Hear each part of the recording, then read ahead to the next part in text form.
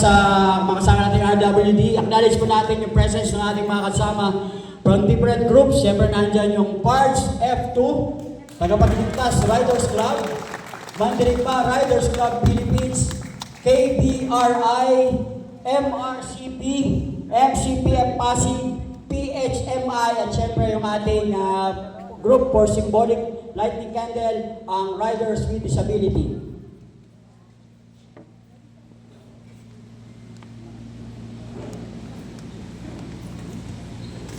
Magsitayo po tayong lahat at yung pong iba ay paki-open po yung lights ng inyong, yung flashlight ng inyong cellphone habang nagsasagunita ng pagsindi ng kandila.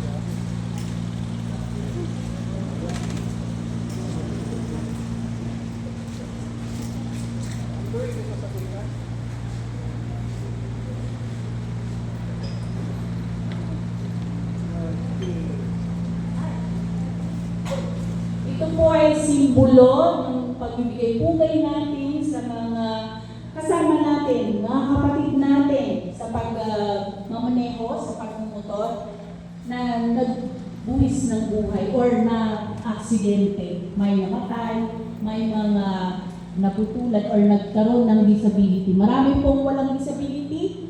Dati na nagkaroon ng diferensya dahil sa aksidente.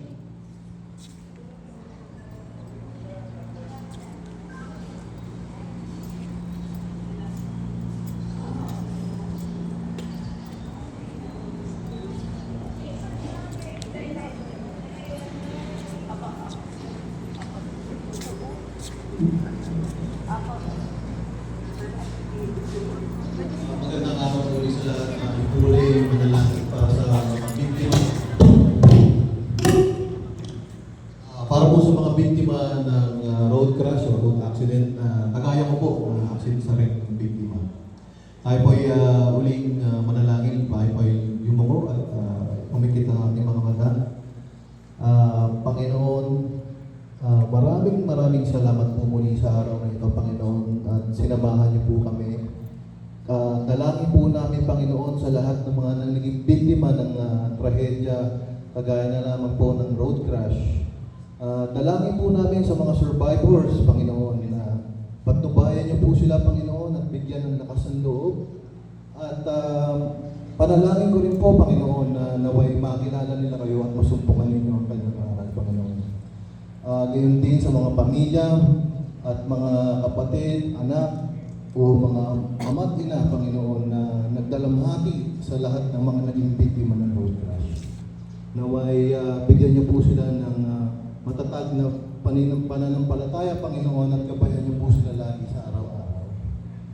Dalangin rin po namin, Panginoon, ang lahat ng mga dumalo rito sa event na ito, na naway makilala rin kayo, Panginoon, na gawin nila kayong Diyos sa tagapagligtas. Dahil sa araw-araw, Panginoon, na hindi po natin alam kung tayo po ay madidisgrasya o hindi.